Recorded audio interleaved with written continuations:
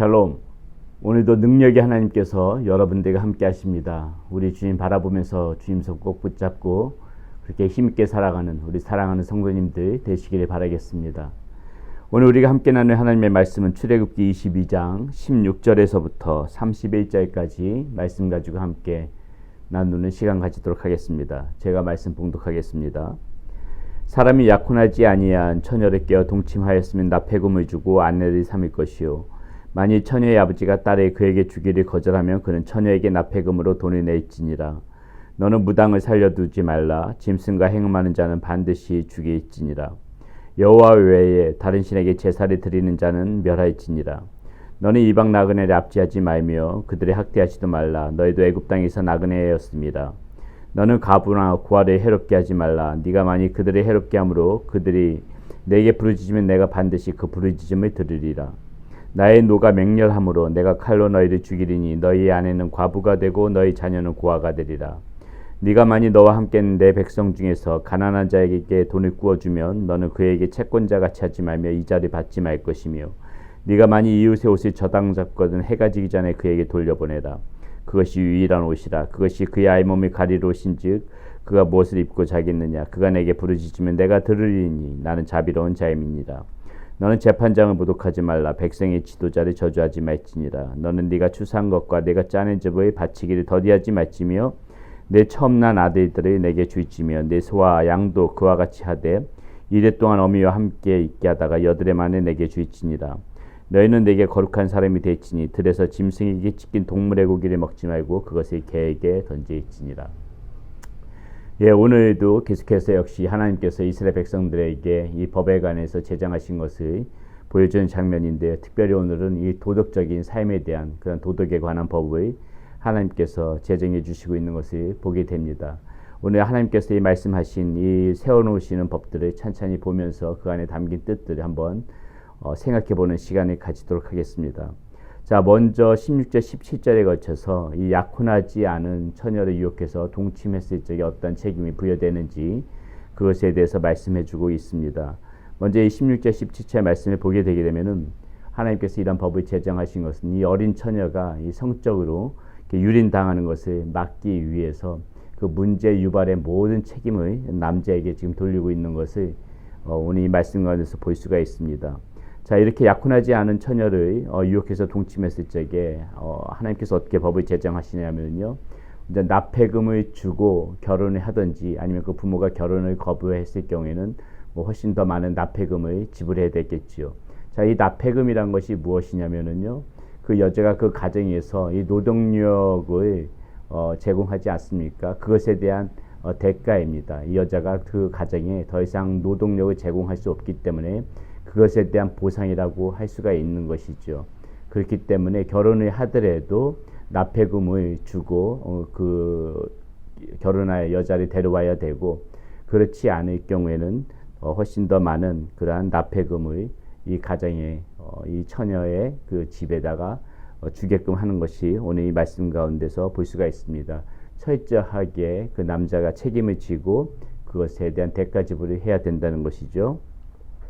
자, 두 번째 이 하나님께서 제정하신 법은 이 이방 제의를 금하는 그런 종교법에 관해서 18절에서부터 20절까지 말씀을 보게 됩니다. 먼저 18절에 무당을 살려두지 말라고 하는데요. 자, 이 무당을 왜 살려두지 말라고 하는 것입니까? 이 무당은 사탄과 교접하는 것이죠. 철저하게 하나님을 유린하는 것이고 사탄과 교접을 해서 하나님의 자녀들, 이 하나님의 백성들을 속이는 것이기 때문에 살려두지 말라고 하는 것입니다. 그리고 두 번째 보게 되게 되면 짐승과 행음하는 자를 죽이라고 하는데요. 이것은 하나님의 창조 질서를 깨트리는 아주 중한 죄 아니겠습니까? 그렇기 때문에 이거 역시도 강력하게 반드시 죽일지니라, 이렇게 하나님께서 법을 제정하시는 것을 볼 수가 있고요. 그리고 하나 또 무엇입니까? 다른 신에게, 여호와 외에 다른 신에게 제사를 드리는 자는 멸할지니라, 이렇게 말씀하셨습니다. 십계명에도 나와 있듯이 우리 하나님은 질투하시는 하나님이라고 말씀드렸지요. 절대로 하나님 이외에 다른 신을 옆에다 두고 또 다른 신에게 절하고 하나님의 이름에 망령되이 일컫고 이런 모든 것들을 하나님께서는 금하시는 것입니다. 여호와 외에 다른 신을 두고서 그 신을 우상으로 섬긴다는 거 있을 수 없는 일이죠. 그렇기 때문에 하나님께서는 이 부분에 대해서 다시 한번 말씀 가운데서 강력하게 이렇게 법으로 제정해서 이러한 자들, 이 무당들, 짐승과 행음하는 자들, 여호와 외에 다른 신을 섬기는 자들은 강력하게 지금 말씀하시는 것이죠. 반드시 죽일지니라, 멸할지니라, 이렇게 명령하고 있는 것을 볼 수가 있습니다. 세 번째는 사회적 약자에 대한 그런 보호법이 21절에서부터 27절에 거쳐서 나타나고 있습니다. 보게 되면 이방 나그네, 과부나 고아, 가난한 자, 이 모든 사회적 약자들을 우리가 어떻게 보호해야 되는지, 이스라엘 백성들이 어떻게 보호해야 되는지 하나님께서 법으로 제정해서 이들이 그러한 신분 때문에, 가난하다는 이유 때문에, 과부나 고아라는 이유 때문에, 또한 이방 나그네라는 이유 때문에 피해를 보지 아니하도록 하나님께서 법으로 제정해 놓으신 것들을 볼 수가 있습니다. 하나님께서는 항상 이렇게 약자들을 생각하시고 하나님의 마음이 가난한 자들에게 가 있으시고 하나님께서는 그들을 돌보시기를 원하신다는 것이죠. 우리가 마태복음 25장에서도 예수님께서 뭐라고 말씀하셨습니까? 내가 줄였을 적에 너희가 먹을 것을 주었고, 목마렸을 적에 마실 것을 주었고, 또 나그네 되었을 적에 영접하였고, 헐벗었을 적에 옷을 입혔고, 그리고 병이 있었을 적에 돌보았고, 감옥에 갇혔을 적에 너희가 와서 보았다. 이 모든 것들이 우리가 그렇게 행할 때 그것이 곧 주님께 행하는 것이다. 이렇게 예수님께서는 이 제자들에게 이런 말씀을 들려주지 않았습니까? 이 정도로 우리 예수님께서는 우리가 약자들을 돌보는 것을 기뻐하시는 것이고, 약자 한 명 한 명을 이렇게 돌보는 것이 곧 주님을 돌보는 것과 같은 것이다. 주님께서는 오늘 우리에게 이렇게 말씀해 주고 계신 것이죠.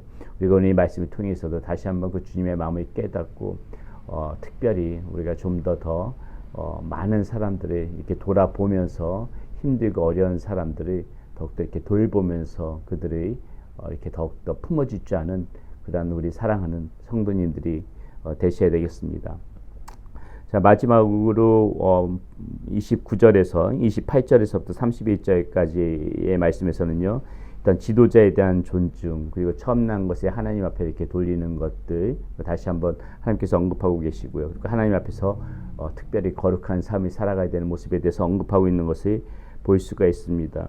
먼저 28절에 보면 이렇게 나오죠. 너는 재판장을 모독하지 말며 백성의 지도자를 저주하지 말지니라. 예.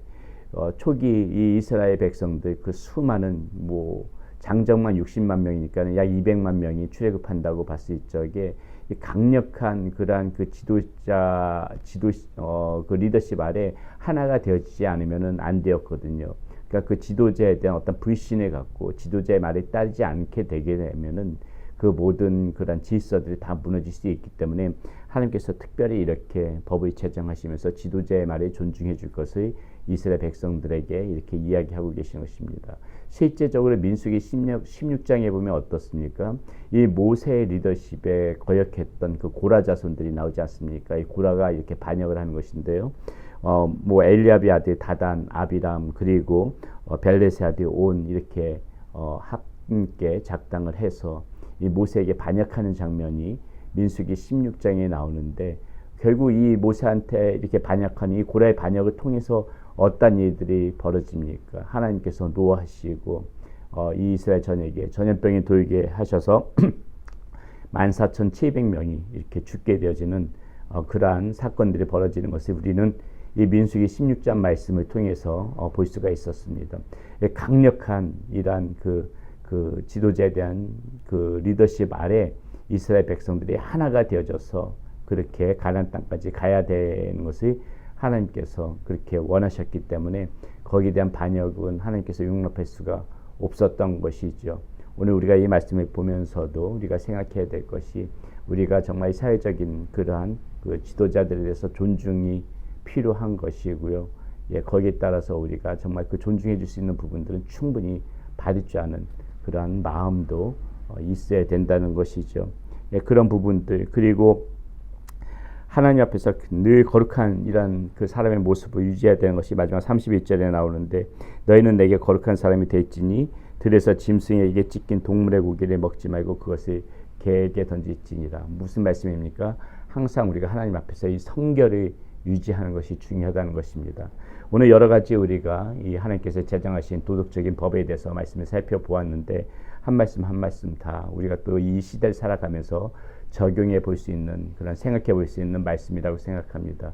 오늘 하루도 우리가 하나님 앞에서 더욱더 거룩하고 깨끗하게 살아갈 수 있도록 또 주님께서 싫어하시는 것이 무엇인지 늘 생각하면서 그것들을 피하고 하나님 앞에 기쁨이 되어지는 삶이 되어질 수 있도록 우리 사랑하는 성도님들 그런 마음으로 살아가셔야 되겠습니다. 기도합니다. 하나님 감사합니다. 오늘 말씀 가운데서 하나님께서 여러 가지 또한 도덕적인 법을 우리 가운데 제정해 주심으로 우리가 무엇을 기준으로 삼고 살아가야 되는지 말씀을 통하여서 알게 하여 주시고 보여주시니 감사합니다.